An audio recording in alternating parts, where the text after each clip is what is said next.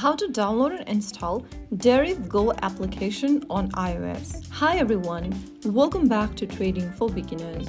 If you are exploring trading apps and want to get started with Deriv Go on your iPhone, then the first thing to do is to make sure that your device is connected to a stable internet. Now the next thing to do is to open up your App Store. Go to the search bar at the bottom and type in Deriv Go and search. Look for this Deriv Go online trading app and tap on the Get button to start the download process. Go ahead and authenticate with your Face ID, Touch ID, or your Apple ID password.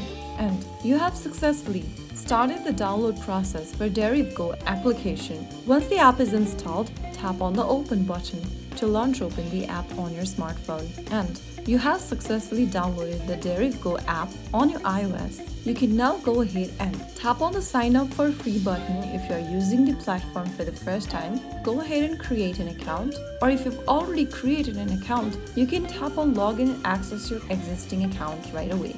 So that is how you easily download and install the Deriv Go application on your iPhone. If you found the video helpful, don't forget to like, share and subscribe to our channel. I will be back again in the next video. Thank you for watching.